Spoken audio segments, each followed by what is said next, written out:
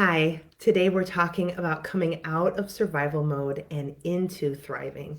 And that's what we're going to just dive into. And I really want my intention for this video is that you have a real great way to assess what's happening and what to expect, your expectations line up. And really, I want to do a little, this is going to be a little bit of a nerd dive, and so that you can really wrap your head around this. And there's some dynamics that take place that are really confusing to people, and I want to iron those out for you so that when, if and when these happen, you know how to approach them, how to support them, and you see them as good signs because they don't look very good sometimes. And I'm going to show you why, so that you know and you have a good grasp of this. And if you're the person that's going to come out of survival mode, this is going to be really encouraging to you. If you are the person supporting somebody coming out of survival mode and you're watching like, whoa, what's going on here? This is going to be very encouraging to you as well. So it's really going to help. So I'm Rachel McLeod.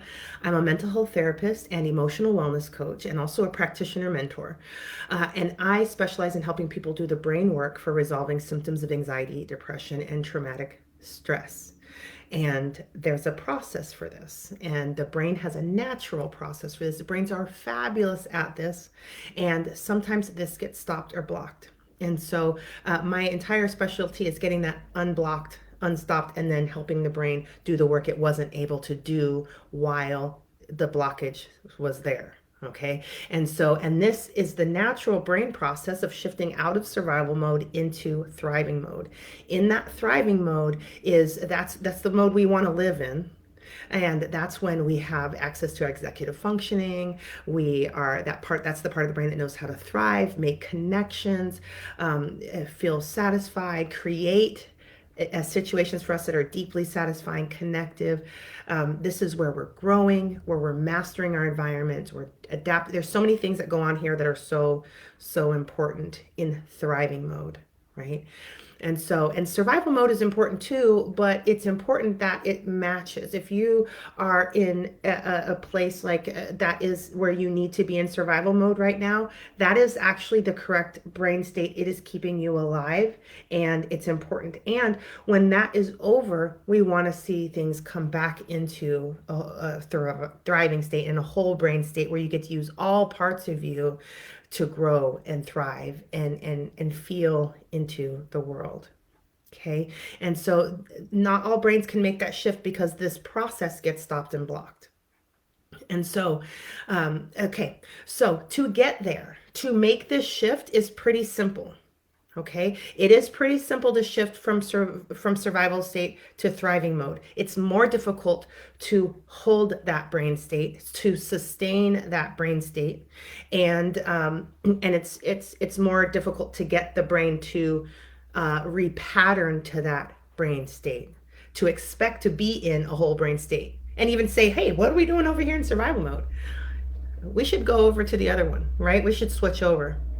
And we want to do those things because we want to expand survival mode, right?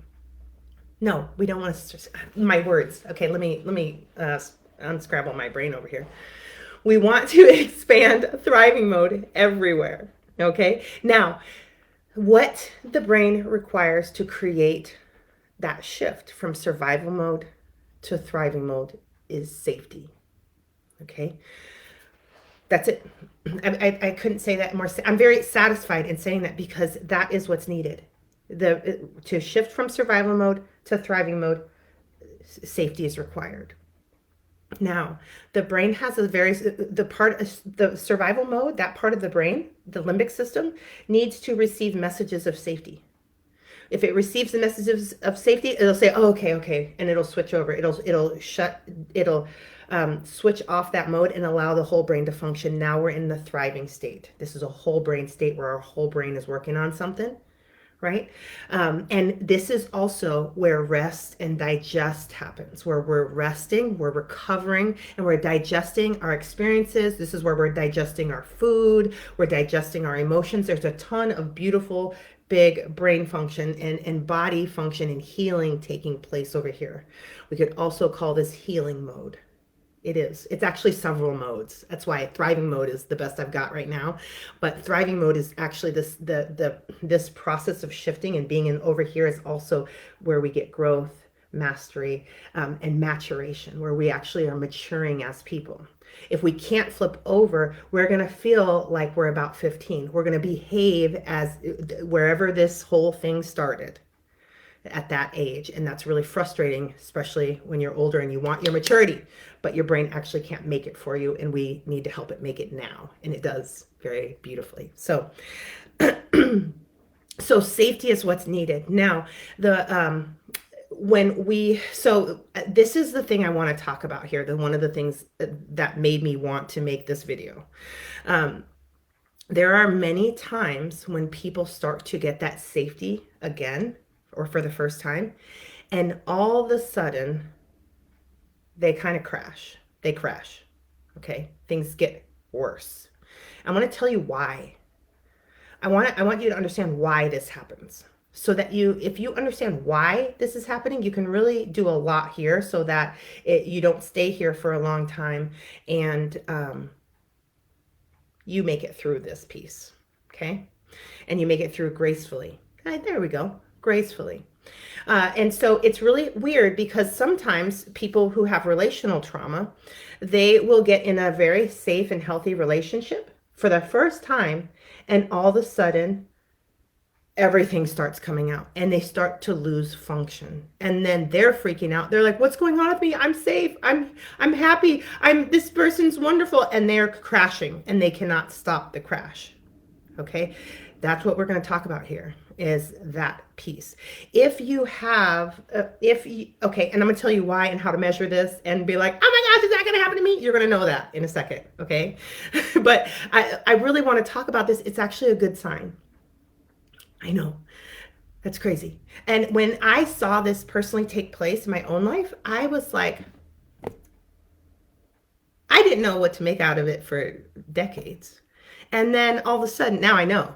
If I would have known then what to do, it would have been better for everybody. However, this happens, and it also happens in areas of our life. Okay, before I freak everybody out, let me go into this more. Okay, so what's happening there is that when the brain is in survival mode, there's a safe relationship. Their survival system is starting to receive messages of safety, right? That's the sign I'm using right now for receiving messages of safety. And all of a sudden, this brain that has been in survival mode is all of a sudden starting to shift over into thrive. Okay, now, however long you've been in survival mode, your brain has been running on survival programs, and it has been building your wiring for survival. And now all of a sudden, safety's coming, and so we're shifting into thrive. And what we find here is an absence of time and energy spent here building thriving energies. So you'll come over here, and the brain is like, I don't know what to do. I don't know how to function here. I don't feel like I need to fight, freeze, fawn, or faint, or collapse, shut down, but I don't know what to do. Because it's been practicing survival strategies for so long, now it's got the opportunity to be in thriving, because there's enough safety, and the brain literally doesn't know what to put here. And so we will see nothing show up. And however you embrace that is gonna really help you get through that part faster, so your brain can actually figure something out. Right? Your brain actually needs to figure something out. You don't need to figure something out. Your brain needs to go through its process of figuring something out, which means it's going to need even more safety in that space. Because when we get there and we find out that we don't have anything here, and we're like, I don't know what to do, this is where we feel lost. This is where we feel uncomfortable. This is where we feel ashamed. This is where we feel terrified. And it would be easy to go back to our comfort zone over here in survival mode. And so sometimes we'll do things to put ourselves back there. Like we'll start shaming ourselves, attacking ourselves, and we'll cause enough distress that it will kick on survival mode, because that distress means we're not safe. So the brain's like, oh, I know what to do when we're not safe. Let's go. And we're back in survival mode. And we will find that if one has not actually spent time in a thriving state, we're more comfortable and we have more skill in surviving. And so what we want to do over here is when we find that we don't know what to do, we want to soothe and regulate our nervous system, and we want to add in more safety. That's why we are going to apply a bunch of interventions that signal to the survival system that we're safe. And we're going to give the brain lots of experiences over here in safety, in I don't know what to do and it's safe. I don't know what to do and it's safe. I feel completely lost and it's safe. We're sending safety signals. And we're going to use, I use interventions for this because the part of the brain that receives the messages of safety, that needs to interpret the messages of safety, isn't a logic or reasoning center, and it's not a talk center. So you can't really talk or reason or logic with that part of the brain. It actually is listening to the body. And so the safety signals need to begin in the body. And then they get translated by that part of the brain. The part of the brain is like, oh, okay, we'll let the whole brain work on this. So we're going to continue to supply safety signals right there through the body so that that part can interpret it. These strategies are the same strategies of rocking, right? We're using the body to send safety signals to that part of the brain. That part of the brain is hearing these messages. I'm not going to rock you. That's not going to happen. Okay. The other thing is patting backs, right? And doing all the things we do when we're nurturing a baby, because we're actually talking to that part of the brain. And we're creating the safety environment of that, so that the brain can interpret as safe, and then all the brain function turns on and all the growth is happening and all the adaptability and the change and the upgrading and the insight and the growth is happening, and the getting comfortable here, right? That's why we're rocking babies. Get comfortable. I know there's all this new oxygen here. You've not done this breathing thing before, but get comfortable, get comfortable. And we're sending enough safety signals to help that nervous system go through its process of building comfort in a new environment. Okay. And so these interventions that I teach are interventions, they're tapping interventions, they're breathing interventions, eye movement interventions, and some energy interventions. And these work wonderfully with the brain, and they're quick and they're easy. And I'm not rocking people in sessions. If you're doing that in your sessions, rock on. It's actually a perfect match for that part of the brain. I'm just not. That's not the right match for me. But we do need to send safety signals while we're in this new environment of safety and thriving. Because even though you've been wanting to get here, you haven't spent enough time to build things for this. Okay, let me talk about the things that we build in each mode. Okay, we've got thinking. There's different thoughts processes that go on and different thought patterns that go on. In survival mode, the thinking can be highly emotional, irrational. The thinking can be circular, looping. It can be racing miles a minute. You can have thousands of voices in your head, tons of flashbacks of people talking and you talk. I mean, there's a lot of wild stuff. If you've been in survival mode long enough, you're pretty comfortable with all that. All of a sudden you shift into thriving mode, and all of that, the thoughts move very quickly. The brain is digesting them, so it's just a fluid motion. Also, if it's going well, you don't even notice it. For the most part, it stays in the unconscious, just moving. It's just energy moving. And it's just a very flow, and it's also oftentimes quiet. And a lot of times when people come over here and this is happening, they don't know what to do with the silence, and it's kind of freaking them out and it's scaring them. Like, where are all the things? I had that personally. I was like, I wanted to walk around my room and be like, where is all the chatter? What do you mean silence? And I just did not know what to do with that. Okay, so I used a lot of interventions right then, because I was like, this will drive me nuts, right? Because the brain needs to have experiences with the silence, the thriving, the safety, and feel comfortable with it. Right? That's how it's able to sustain that on its own. You're going to watch, if you've built enough safety over here, the brain will stay here. It will allow you to be here. If you have it, it's going to shift back to the safe place, which is survival mode at this point. Okay. And then you're going to just draw it back out, and that's okay to go back and forth while we're building thriving. Okay. Direction, our ability to navigate. If we've been in survival mode, we've used a lot of survival strategies to navigate. And so, if we've spent the majority of our life there, which is the case with complex PTSD and early developmental trauma or early relationship trauma, we've spent most of our time in survival mode, right? And so, most of our decision making is right there with survival strategies. Now, over here, it's safe and things don't quite look the same. And I don't know what to do. And I don't know how to navigate this, right? It might be easier just to go back and grab a couple strategies and bring them over. That doesn't really work very well, right? And now you're in a space where you really don't know what to do again, right? And we want to give your brain time to adjust and to explore. And this stuff can happen really, really fast. Once there's enough safety and enough comfort, it's like all this growth starts happening, right? And so there's this shift between survival mode and thriving mode, and how long does it take to get someone up and thriving, right? And then we also want to know how deep is the drop going to go between function with function. People can be very high functioning in survival mode. It can be some of the cause of their high function. Now, also, it can be the cause of massive malfunction, right? But when we're over in thriving, how far down are we going to go before we start the up motion? And a lot of that is dependent upon how much safety messaging the survival system is getting. Okay, and how we can embrace this and comfort and soothe this and not freak out more, right?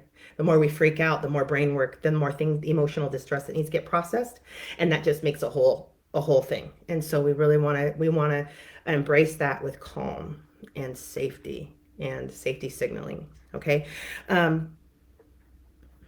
I'm kind of all over the place, guys, here. So stay with me. I think we're making good progress, but it's gonna all come together here as well. Okay, habits. If we're in survival mode, we have a lot of habits over here, right? And we're gonna need to.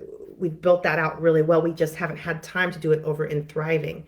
Or how much time have you had it in thriving? But I'm going to work from extremes, and then we'll talk about less extremes here. So let's go all or nothing here. So if you've spent all your time right, your time in survival mode, then you can expect that your habits, you have survival mode map habits and not thriving rest digest habits, right? The people that they're like, just go sit down somewhere and relax. They haven't built that yet, right? And now that they're being invited to, they really don't know what to do, right? It's just like, So, but that's because we haven't built stuff over here yet. And we need to support the brain to do that. It's behind. It's all the time and energy and effort was spent over here. And so I really hope you're seeing from this that this is not your fault. Like if you've come over here and I don't know what to do now that everything's safe, that's not your fault. That's actually that absence of knowing what to do is just your brain needs to build. It needs to get busy building in there. And that's why I'm always talking about, yes, we're resolving symptoms of anxiety, depression, and traumatic stress, but also we need to build. There's a lot of building that needs to take place, and we need to grow in wellness. And this is harder to talk about because we get so focused on resolving symptoms, which yes, but we also need to maintain we need to build thriving out into your life. Your brain hasn't been able to do that because it's been so focused on keeping you alive, right? So we have this other area we need to focus on building. Okay.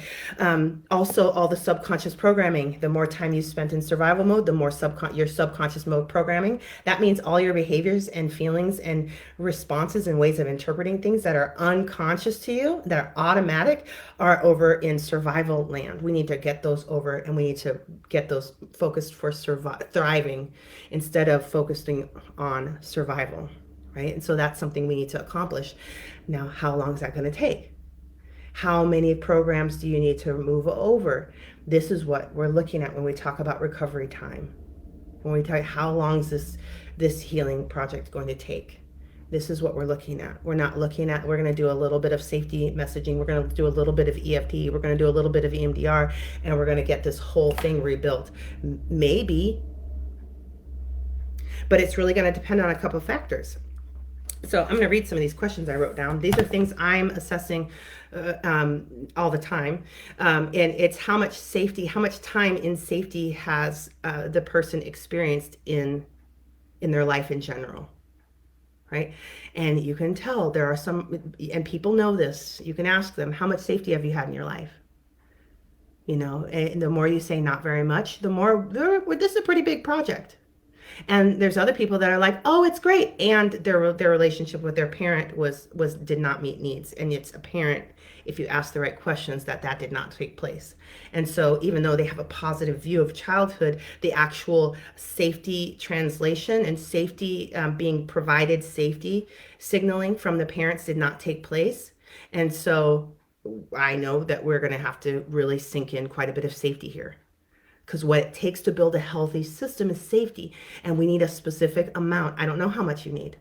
I don't know, but I could probably have in a 45 minutes figure that out pretty quickly and give you an estimate.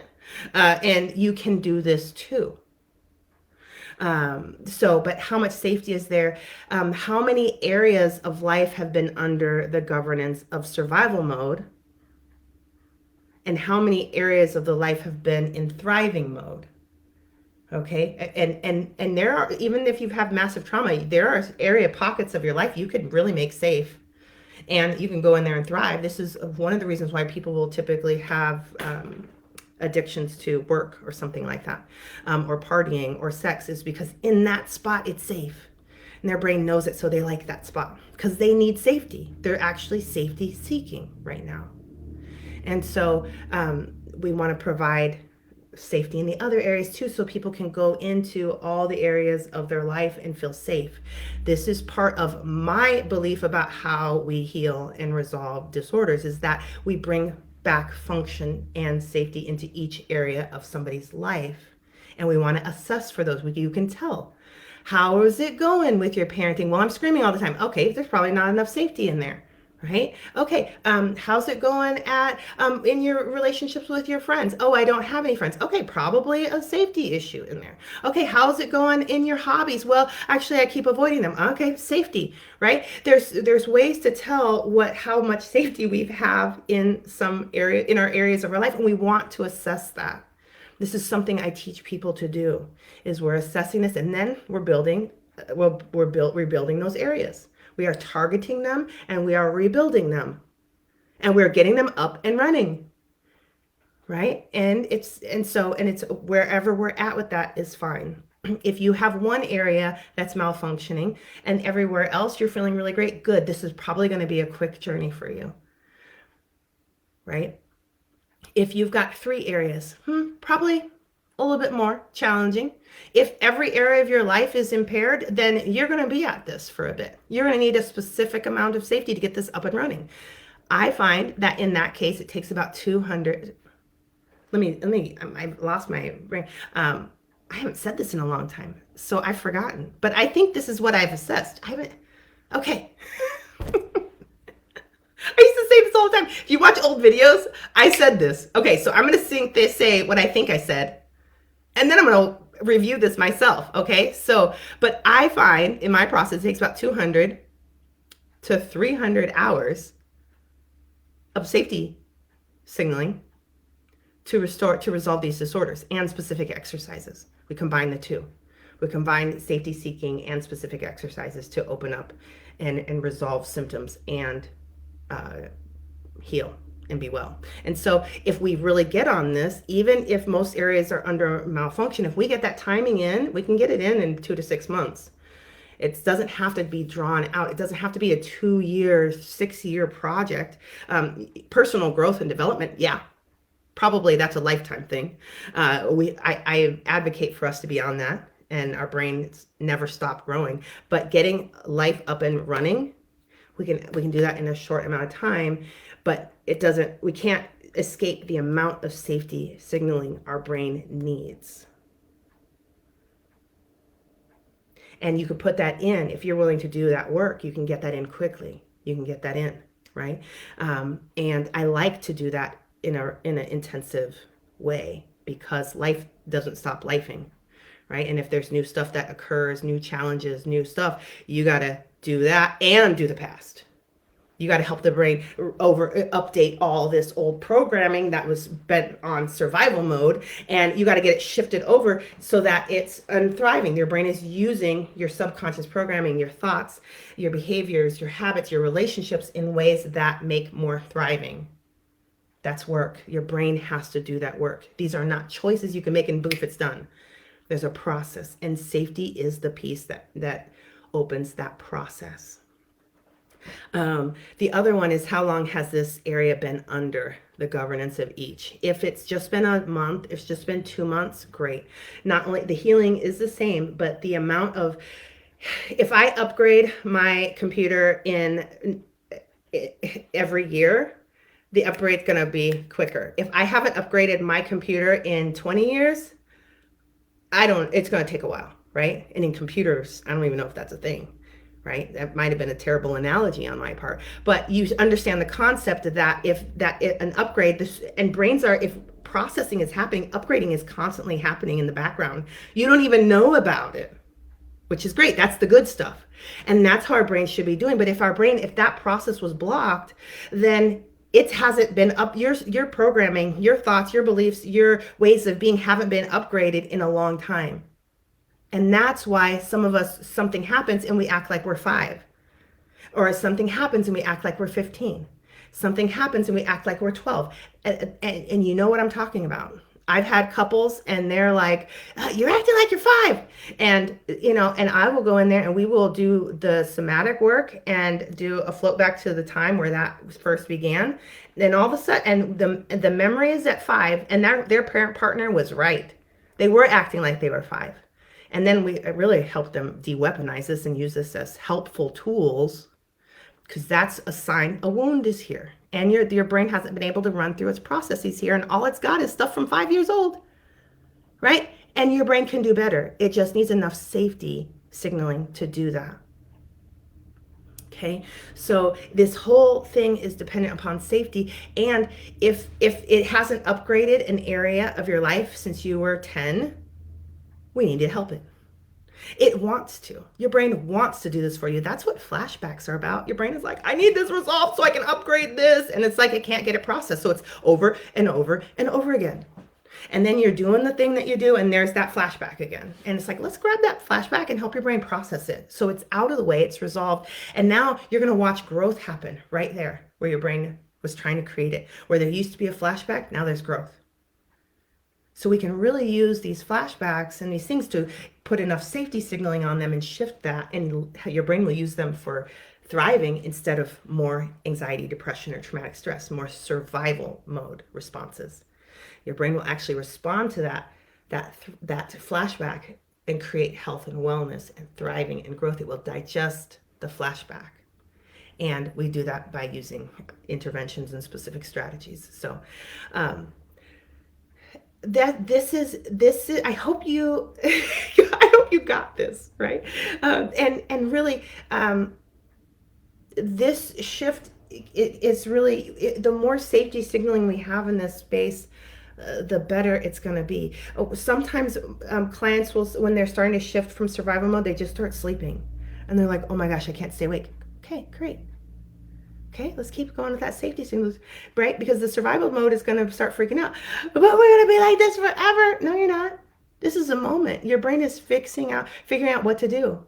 And you're sleeping. I'm arguing with everyone. Okay, great. Let's keep going with that safety signaling, right? It doesn't know how to be in this situation where things are good and safe. So it's using an old strategy. Let's keep processing, keep sending that safety signal, right? Well, your brain can review, why am I using this? This isn't even helping, right? The brain needs to review and make the adjustments, not you. So we need to help that brain process remain open and remain supported, and so that it can come to its senses and be like, oh, this is, I went to last video, I'm like, the brain clutches its pearls, like, I can't believe we're doing this. Yeah, I know. Me neither. Knock it off. But once the brain realizes that it's doing something malfunctioning, it just resolves it. It doesn't need what we need. It doesn't need to clutch the pearls. and be horrified. It's not required for the brain. I'm dramatizing the situation. But really, once the brain sees the miswiring and the misassociations, and it has processes to see them that are dependent upon safety, you don't get this in survival mode. Your brain cannot do these functions in survival mode. We have to pull it out. Okay. And so I don't know what's going to happen to you in that interim between coming out of survival mode into thriving, but in that spot, whatever it is, let's just meet it with support and safety. Right? And if you need more teammates, that you put more teammates in here, because the more supported we are in these moments, the faster we heal. That was the solution in childhood. If you would have been supported, this would be a whole different issue. We can't go back there, but we can do it now. Right? So I invite you to try this new way of safety signaling to the brain. I teach 4 interventions. I teach 3 for free in my free program, Interventions for Inner World Transformation. And some of them are getting more popular, thank goodness. I would recommend still watching the videos, because I teach them very differently for this work, because we want to do multiple layers of work at the same time. And I believe that the way it's being done currently limits that. And so I teach a strategy for stacking benefits here. And but it's just, you get these interventions, you try them out. They take 30 seconds to 2 minutes, and then you watch your brain shift. And you're watching the shift, but really what is happening is you're using these interventions to send safety signaling to that survival system part of the brain, and you'll watch it switch. If you are sending the safety signaling and all of a sudden there's a switch, that intervention works for your brain, works for that part of the brain. That part of your brain, your survival system, is responsive to the intervention. That's when you pick up, you put in your pocket, and you use it a lot, right? We're talking 200 to 300 hours of specific and targeted brain work. That's what I used to say. Anyway, I stand by it today. I just haven't said it in a long time. So, but I invite you to try these out, and I encourage you to experiment with them. If you find one that works, you might really enjoy my program, Intervention Inner World Transformation. And that is where I walk you through the exercises with the intervention. You're going to use an intervention, but we're helping your brain heal, resolve symptom after symptom, and then also build thriving and wellness in the areas of your life.